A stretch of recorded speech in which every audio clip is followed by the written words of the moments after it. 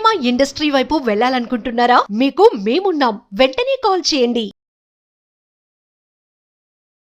నమస్తే, welcome back to Suman TV. Present మనతో పాటు ఉన్నారు అనలిస్ట్ మందర్ కృష్ణారెడ్డి గారు.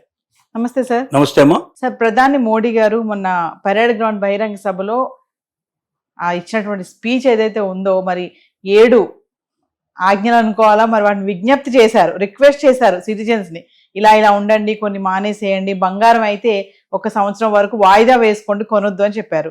మరి ఆయన చెప్పినందుకో ఏంటో తెలియదు కానీ బంగారం ధరలు విపరీతంగా పెరిగిపోయాయి. ఈ రోజు వరకు చూసుకుంటే, అంటే నిన్నటి వరకు స్లోగా ఉన్నాయి, తగ్గుతుంది అని కొంచెం రిలాక్స్ అవుతున్న టైంలో ఒక్కసారిగా రైజ్ అయిపోయి ఇప్పుడు 24 క్యారెట్స్ వచ్చేసి 1,60,000 దాటేసింది. అంటే మరి చూస్తూ 2 లక్షల వరకు కూడా వెళ్ళిపోతుందేమో అనిపిస్తుంది. ఇంకా వెండి అంటారా 3,80,000 వరకు దాటేసింది సార్. మరి ఒక్కసారి మరి ఏంటి మోడీ చెప్పినటువంటి మాటకే ఇవి రైజ్ అవుతున్నాయా అంటే, అసలు ఎందుకు మళ్ళీ పెరుగుతున్నాయి అంటే? తెలంగాణ రాష్ట్రాన్ని మోడీ గారు సందర్శిస్తున్నారు. ఇక్కడ కొన్ని డెవలప్మెంట్ యాక్టివిటీస్ అన్ని ప్రారంభోత్సవం చేయబోతున్నారు, బహిరంగ సభలో ప్రసంగించబోతున్నారు అంటే చాలా మంది విమర్శకులు గాని, రాజకీయ నాయకులు గాని ఎదురు చూస్తుంది ఏమిటంటే, కాంగ్రెస్ మీద, బీఆర్ఎస్ మీద బాంబుల వర్షం కురిపిస్తాడు, మాటల తూటాలతోటి పొడి చేస్తాడు, అల్లకల్లోలం చేసేస్తాడు అని చాలా మంది భావించారు. కానీ దానికి విరుద్ధంగా చాలా కూల్గా తాము అధికారంలో లేనటువంటి రాష్ట్రాలను కూడా తాము ఎలాంటి సహాయాలు చేస్తున్నాడు, రాష్ట్ర అభివృద్ధి మాకు ముఖ్యం తప్ప పార్టీ మాకు ముఖ్యం కాదు, మా పార్టీ అధికారంలో ఉన్నా లేకపోయినా మాకు అపోజిట్ గా ఉన్న పార్టీ అధికారంలో ఉన్న కాంగ్రెస్ ఉన్నప్పటికీ మేము ఆ రాష్ట్రాలకు కూడా సాయం చేస్తున్నామని చెప్పడానికి ప్రయత్నం చేశాడు. ఒకటి. రెండోది, ఒకవేళ డబుల్ ఇంజన్ సర్కార్ ఉన్నట్టయితే, ఇక్కడ కూడా ఇదే ప్రభుత్వం ఉన్నట్టయితే ఆటోమేటిక్గా ఇంకా మీకు ఎక్కువగా లాభాలు జరిగే అవకాశం ఉంటుంది, ఎక్కువ డెవలప్మెంట్ వచ్చే అవకాశం ఉంటుంది అని చెప్పాడు. దీనికి తోడుగా దేశానికి అంతటికీ ఇక్కడి నుంచి ఒక సందేశం పంపించాడు. ఏమిటా సందేశం అంటే, కొన్ని నగ్న సత్యాలు, కొన్ని కఠోర సత్యాలు, ప్రభుత్వం ఏం చేయబోతుందో అనే దాన్ని ఇండైరెక్ట్ గా చెప్పాడు. దాంట్లో ముఖ్యంగా బంగారాన్ని కొనడం వాయిదా వేసుకోండి 1 సంవత్సరానికి అని చెప్పాడు. ఎందుకు చెప్పాడు ఆ మాట? బంగారాన్ని దిగుమతి చేసుకోవాలంటే విదేశీ మార్క ద్రవ్యం కావాలి, డాలర్స్ కావాలి. మన దగ్గర డాలర్ నిల్వలు చాలా తక్కువ ఉన్నాయి. ఇప్పుడు పెట్రోలు, గ్యాస్ కొరత విపరీతంగా ఏర్పడే లక్ష్యాలు కనబడుతున్నాయి. కారణం ఏంటంటే, పశ్చిమాసియా యుద్ధం ఇప్పట్లో ఆగేటట్టు కనబడలేదు, అది ఇంకా కొంతకాలం కంటిన్యూ అయ్యేటట్టు కనబడుతుంది. అది ఎంతకాలం అవుతుందో కూడా తెలియని పరిస్థితిలో ఉంది. ఒకవేళ మరొక 2 నెలల్లో 3 నెలల్లో అది కంటిన్యూ అయినట్టయితే ఖచ్చితంగా రేట్లు విపరీతంగా పెరిగిపోతాయి. గ్యాస్ రేటు కానీ, అలాగే ఆయిల్ రేటు కానీ, పెట్రోలు, డీజిల్ రేట్ అన్ని కూడా పెరిగిపోతాయి. అసలు 5 నెలల కిందనే, 4 నెలల కిందనే ఇది పెంచాల్సి ఉంది. యుద్ధం మొదలు కాగానే అన్ని దేశాలు పెంచేస్తాయి. అమెరికా లాంటి దేశంలోనే 1/3 రేటు పెరిగిపోయింది. ఇప్పుడు 50% కూడా కొన్నిసార్లు పెరిగినట్టుగా చెప్తున్నారు వాళ్ళు. మరి అమెరికా లాంటి ధనవంతమైన దేశం, ఆల్రెడీ వాళ్ళ దగ్గర ఆయిల్ కావాల్సినవి ఉంటాయి, వాళ్ళ దేశంలోనే ఆయిల్ కావాల్సినంత ప్రొడ్యూస్ అవుతుంది, వాళ్ళ ఆయిల్ అమ్మగలిగే కెపాసిటీ ఉన్నట్టు దేశంలోనే ఈ పరిస్థితి ఉంటే, మనకు 80% 85% మనం ఇతర దేశాల మీద ఆధారపడి ఆయిల్ కానీ, గ్యాస్ కానీ కొనుక్కుంటున్నాం మనం. మరి మన దేశంలో ఈ పాటికి ఎంతో పెరిగిపోయి ఉండాలి. ఎందుకు పెరగలేదంటే, 5 రాష్ట్రాల్లో ఎన్నికలు ఉండటం వల్ల ఆ ఎన్నికలకు ఆటంకం ఏర్పడుతుంది. ఒక పెట్రోలు, డీజిల్ రేట్లు పెరిగి, గ్యాస్ రేట్లు పెరిగితే ఆటోమేటిక్గా అన్ని నిత్యావసర వస్తువుల రేట్లు పెరిగే అవకాశం ఉంది, అన్ని తినే పదార్థాల యొక్క రేట్లు పెరిగిపోయే అవకాశం ఉంది. ఎందుకంటే ఎప్పుడైతే డీజిల్, పెట్రోల్ పెరిగిందో ట్రాన్స్పోర్ట్ అంతా పెరిగిపోతుంది. ట్రాన్స్పోర్ట్ పెరిగిందంటే ప్రతి వస్తువుకు, ప్రతి సర్వీస్కు ఆటోమేటిక్గా రేట్లు పెరిగిపోతాయి. అంటే సామాన్యుడు కొనలేని పరిస్థితులు ఏర్పడతాయి. మార్కెట్ అంతా సామాన్యుడు కొనలేని పరిస్థితి ఏర్పడుతూ సామాన్యుడు ఎదురు తిరిగే అవకాశం ఉంది. దానివల్ల తమకు ఓట్లు రావు, తమ ఎలక్షన్లో నెగ్గవనే భయంతో 5 నెలల పాటు దాన్ని సుమారుగా గెలిపించుకుంటూ వచ్చేశారు. ఇప్పుడు ఎలక్షన్స్ అయిపోయినాయి, వాళ్ళు అనుకున్న రిజల్ట్స్ కూడా వచ్చేసినాయి. ఇప్పుడు రేట్లు పెరిగి తీరాల్సిందే. రేట్లు డైరెక్ట్ గా పెంచుతామని చెప్పకుండా, నెంబర్ 1, మీరు బంగారాన్ని కొనడం ఆపేసేయండి 1 ఇయర్ దాకా. దిగుమతులు చేసుకోకూడదు బంగారాన్ని. ఎక్కువ దిగుమతి చేసుకుంటే ఎక్కువ మనం లాస్ అయిపోతాము, ఎక్కువ విదేశీ మార్కెట్ వెళ్ళిపోతుంది, వేరే నిత్యావసర వస్తువులకి మనం పెట్టి కొనుక్కోవడానికి మనకు అవకాశం ఉండదని ఒక ఇండైరెక్ట్ గా మనకు సిగ్నల్ ఇచ్చాడు. ఇక రెండో సిగ్నల్ ఏమి ఇచ్చాడంటే, మీరు డీజిల్, పెట్రోలు, ఇంధనం తక్కువ వాడండి, ఇండివిజువల్ గా వెహికల్స్ వేసుకొని పోవడం కన్నా పబ్లిక్ ట్రాన్స్పోర్ట్ని ఎక్కువగా వాడండి, మెట్రో కానీ, బస్సులు కానీ ఇట్లాంటివి ఎక్కువ వాడండి. మూడోది ఏమిటి, మీరు వర్క్ ఫ్రమ్ హోమ్ని కంపెనీలు అలవాటు చేసుకోండి. కరోనా టైంలో ఎట్లాగైతే పెట్టారో అలాగే వర్క్ ఫ్రమ్ హోమ్ అని పెట్టేసి ఇంటి దగ్గర నుంచే చేయించినట్టయితే ట్రాన్స్పోర్ట్ మొత్తం తగ్గిపోతుంది కంప్లీట్గా. ఇక్కడ ఒక కంపెనీ లోపల 1000 మంది పనిచేస్తారు. ఈ 1000 మంది ఇండివిజువల్ వెహికల్స్ వేసుకొచ్చే వాళ్ళు ఎక్కువ మంది ఉంటారు. ఆఫీసర్స్ అయితే కార్లు వేసుకొని వస్తారు. ఇంతమందికి ఇంధనం మొత్తం టోటల్గా చూసుకున్నట్టయితే 1000 లీటర్లు కావాల్సిన పరిస్థితి ఏర్పడుతుంది. ఒకవేళ పబ్లిక్ ట్రాన్స్పోర్ట్ కానీ లేకపోతే వర్క్ ఫ్రమ్ హోమ్ పెట్టేసాడంటే దీంట్లో మ్యాక్సిమం తగ్గిపోయి 10%లోనూ వాళ్ళకొతం వచ్చేస్తుంది. రెండోది మీటింగ్స్ కూడా జనాల్ని మీరు ఎక్కువ పిలవకండి, అంతా ఆన్లైన్లో మీటింగ్లు మీరు ఏర్పాటు చేసుకోండి. ఆన్లైన్ మీటింగ్స్ పెట్టుకున్నట్టయితే ఆటోమేటిక్గా ఖర్చులన్నీ తగ్గిపోతాయి. ఇంధనాన్ని ఎట్లా పొదుపు చేసుకోవాలో చెప్పాడు. ఇక మూడోది ఏం చెప్పాడంటే దీని లోపల ఫెర్టిలైజర్స్ బాగా తగ్గించుకోండి, నేచురల్ ఫార్మింగ్ ఎక్కువ పెంచండి, మీరు ప్రకృతి వ్యవసాయాన్ని ఎక్కువగా చేయండి.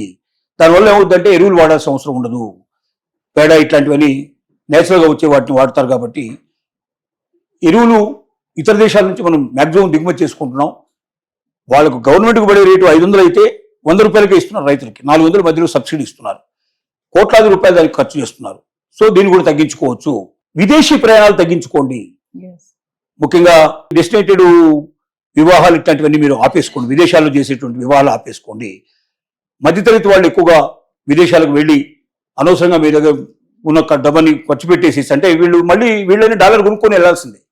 డాలర్ కొన్నారు అంటే విదేశీ మార్గద్రవ్యం మన దగ్గర తగ్గిపోయినట్టే లెక్క. అందువల్ల ఇలాంటివన్నీ చెప్పాడు. ఇలా ఇంకా కొన్ని కలిపి చెప్పాడు. ఇవన్నీ ఏం సూచిస్తున్నాయంటే భారతదేశం లోపల ఒక లాక్డౌన్ పరిస్థితి వచ్చేటట్టుగా లక్షణాలు కనపడుతున్నాయి. లాక్డౌన్ అని డైరెక్ట్గా చెప్పలేకపోయినా ఆనాడు ఎట్లయితే కరోనా టైం లోపల లాక్డౌన్ వచ్చి ప్రజలు బయటకు వెళ్ళలేని పరిస్థితి ఎట్లా ఏర్పడిందో ఇప్పుడు లాక్డౌన్ పెట్టకుండానే లాక్డౌన్ సంబంధించినటువంటివన్నీ లక్షణాలు కలిగే పరిస్థితులు ఇప్పుడు కనబడుతున్నాయి. ముందు మొట్టమొదటి బాంబు గోల్డ్ గురించి పేల్చాడు. పేల్చిన వారం రోజుల లోపలనే చేసిన పని ఏమిటంటే కస్టమ్స్ సుంకాల రూపంలో కానీ ఇతర ట్యాక్సెస్ రూపంలో కానీ 17% పెరుగుదల వచ్చేట్టుగా చేశారు. అంటే విదేశాల నుంచి ఎవరైనా గోల్డ్ దిగుమతి చేసుకోవాలంటే 17% ఖచ్చితంగా వాళ్ళు ఖర్చు పెట్టాల్సిందే, అంటే ఎక్స్ట్రా కట్టాల్సిందే. ఇంతకుముందు 100 రూపాయలు దొరికేది ఇప్పుడు 117 రూపాయలకు దొరుకుతుంది. 17 రూపాయలు పెరగడం అంటే మామూలు విషయం కాదు కదా. దాంతో ఏమైంది, విదేశాల నుంచి తెప్పించుకునే వాళ్ళు తగ్గిపోయారు, విదేశాల నుంచి గోల్డ్ తగ్గించారు. ఎప్పుడైతే విదేశాల నుంచి గోల్డ్ రావడం లేదో, కొత్త గోల్డ్ రావట్లేదు, ఉన్న గోల్డ్కి రేటు పెరిగిపోయింది. అందుకే మనకు కనబడింది ఏంటంటే వెండి రేటు నిన్న మొన్నటి దాకా 2 లక్షల మనకు 40,000 50,000 మధ్యలో నడిచేటువంటి కిలో వెండి ఇవాళ 3 లక్షలకి చేరుకుంది. అలాగే 1,40,000 1,35,000 మధ్యలో తట్టిమిట్టాడుతున్నటువంటి 1,40,000 1,50,000 లోపల పెరుగుతున్నటువంటి ఏదైతే గోల్డ్ ఉందో ఇవాళ 1,60,000కి దాటిపోయే పరిస్థితి ఏర్పడింది. ఇది ఇక్కడితో ఆగదు, ఇంకా పెరుగుతుంది. ఎందుకంటే విదేశాల నుంచి రావడం ఇప్పుడు ఆగిపోయిందో అప్పుడు ఆటోమేటిక్గా దేశంలో ఉండేటువంటి బంగారాన్ని తిప్పాలి కాబట్టి ఎంతకాలం తిప్పగలుగుతారు? ప్రతి సంవత్సరం విదేశాల నుంచి మనం 800 టన్నుల బంగారాన్ని దిగుమతి చేసుకుంటాం. ఇప్పుడు 800 టన్నుల బదులుగా 100 టన్నులు 200 టన్నులు వచ్చిందంటే 600 టన్నులు రానట్టు లెక్క కదా. ఈ 600 టన్నుల బదులుగా రాలేదు కాబట్టి లోకల్గా ఉండేటువంటి బంగారానికి విపరీతంగా డిమాండ్ పెరిగిపోతుంది. అంటే రేట్లు విపరీతంగా పెరిగిపోతాయి. డిమాండ్ ఎప్పుడైతే పెరిగిందో తక్కువ లభ్యత ఉంది, ఎక్కువ మంది అడుగుతున్నారు, ఆటోమేటిక్గా రేట్లు పెరిగిపోతాయి.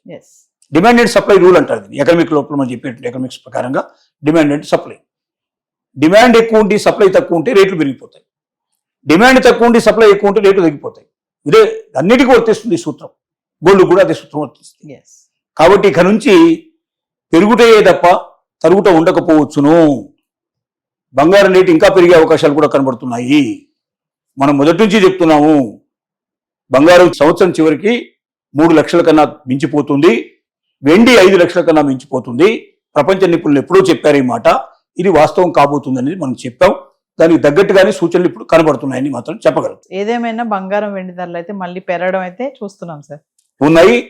రాహుల్ గాంధీ ఒక వ్యాఖ్య చేశారు, మోదీ గారు ఈ సూత్రాలని చెప్పి ప్రజల లోపల ఏదో మేలు చేస్తున్నట్టుగా, ప్రజలకే మేలు చేస్తున్నట్టుగా కనబడుతున్నది, కానీ ఇది ప్రభుత్వ వైఫల్యం. నీకు యుద్ధం ఎప్పుడు మొదలైందో తెలుసు, మరి 5 నెలల నుంచి నువ్వేం చేస్తున్నావు? దానికి ఆల్టర్నేటివ్ గా ప్రజలకు ఇబ్బంది కలగకుండా సప్లైస్ పెంచుకోవడం, నిల్వలు పెంచుకోవడం, ఇట్లాంటివన్నీ చేయాల్సిన అవసరం ఉంది కదా. ఈ మధ్యలో యుద్ధం ఆగిపోయింది కొద్ది రోజుల పాటు, 15 రోజులు 20 రోజుల యుద్ధం ఆగిపోయి ఉంది. ఈ టైంలోనే ఇంకా పెంచుకునే ప్రయత్నం చేయాలి కదా. నువ్వు ఏమీ చేయకుండా అమెరికా వాడు ఏం చెప్తే అది వినే పద్ధతి లోపల అమెరికాకు అడుగులకు మడుగులు ఒత్తుకుంటూ, అమెరికా వాడు కొనమంటే ఎవరైనా కొంటావు, అమెరికా వాడు వద్దంటే మానేసే పరిస్థితి లోపల ఇలా తయారైపోయి పంచశీల సూత్రాల మీద ఆధారపడ్డ న్యూట్రలైజ్డ్ కంట్రీ ఇండియా. అంటే ఎటువైపు మొగ్గం మనం మధ్యలో ఉంటాం. మనం ఎవరిని 100% మనం సపోర్ట్ చేయం. ఏ దేశానికి అవసరమైన మనం సిద్ధంగా ఉంటాం. 2 దేశాల మధ్య గొడవలు వస్తే మనం వెళ్ళి ఆ గొడవలు తీర్చే ప్రయత్నం చేస్తాం. ఇట్లాంటి ఒక పంచసూత్రాల మీద ఆధారపడ్డ దేశాన్ని ఇప్పుడు దేనిగా తయారైందంటే ఇది పూర్తిగా అమెరికా లాంటి దేశం మీద ఆధారపడే పరిస్థితి మనకు తీసుకొచ్చారు. ఇది మీ పార్టీ యొక్క వైఫల్యం, మీ ప్రభుత్వం యొక్క వైఫల్యం. దీని మూల్యం ప్రజలు చెల్లించుకోవాల్సిన పరిస్థితి ఏర్పడుతుంది.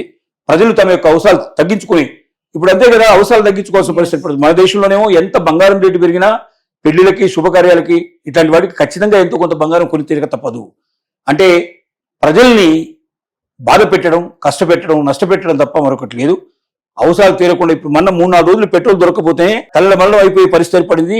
మొత్తం రోడ్లన్నీ కూడా కంప్లీట్గా వెహికల్స్తో నిండిపోయినాయి, పెట్రోల్ బంక్స్ అన్ని నిండిపోయే పరిస్థితి ఏర్పడింది. అలాంటిది పెట్రోల్ రేటు 25 రూపాయల నుంచి 50 రూపాయల రేటు పెరిగితే ఎంతమంది కొనగలరు? కొనకపోతే అవసరాలు ఎట్లా తీరుతాయి? పరిస్థితులు ఎట్లా ఏర్పడతాయి? జీతం వచ్చేది గొర్రెతోకలాగా ఉండే జీతంతో ఇవన్నీ అవసరాలు ఎట్లా తీరుతాయి అనేది ఒక పెద్ద ప్రశ్నగా ఉదయించే అవకాశం ఉంది. చాలా మంది ఆకలి బాధతోటి రోడ్డు మీద పడాల్సిన పరిస్థితులు ఏర్పడతాయి. అలాంటి ఒక సిచ్యువేషన్ కి తీసుకొస్తుందా ప్రభుత్వం అనే భయాలు కూడా ఉన్నాయి అనేది మనకు దీన్ని బట్టి అర్థమవుతుంది. Thank you.